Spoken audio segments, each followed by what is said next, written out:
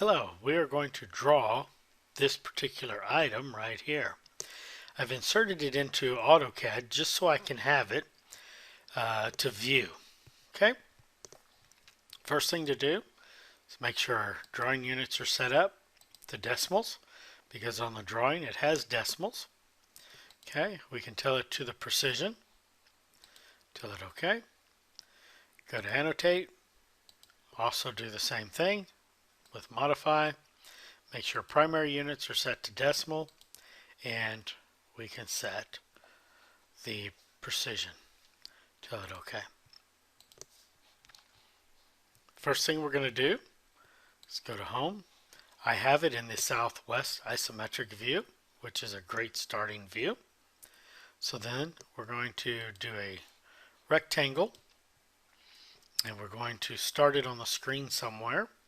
Then we're going to click dimensions, and we know the size of it is 2 by 2.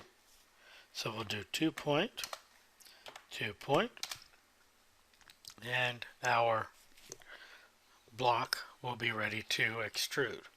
So then I'm going to press pull up, look at the height, 2.5, 2.5. Now we have our block. Now I'm going to create the triangle so we can cut it out. We're going to use the line, do this corner to the midpoint, to the end point. Now, if this is not going to midpoint and end point, you need to type O snaps so you can make sure and choose which one and make sure it's on. Okay, your polar tracker is also good to have. You can set it to 10 or 5. I like it set to 10. So it lets me know when I have straight lines or every 10th degree. Now I can come over here to press pull. Click on press pull. Then I can knock this out, knock that out. Now I've got my triangle. Now I'm going to work on the long bar. For the long bar, you do a rectangle again, establish it, then choose dimension or the letter D. We know that it's 1.0 and it's 4.0. And now we have established our base for our bar.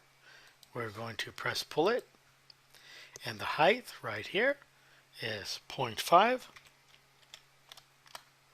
So now we have that. We are going to take it back to 2D wireframe. I'm going to use the line command and establish a line from the midpoint to the midpoint. And then I'm going to hit enter to reestablish and do line, do from midpoint to midpoint. Now I can do M for move. Click on my bar, do it, insertion point is the midpoint to the midpoint here. Okay, now I can erase this, it's trash line, and I can erase this one here, it's also trash line. So if we were to look at it again in conceptual, we can see now I have my foundation of my triangle. Now I will move my triangle because the triangle itself has some trash lines too. So I will erase those. Now in order to make this piece here, I need to make this as one. So I will join them together by using the union. I will click the triangle and I will click the bar and hit enter.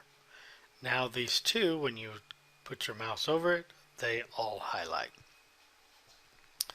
Now what I'll do is I'm going to create this square here, and so I will use my line again for establishment of points, and I will take it to the midpoint here.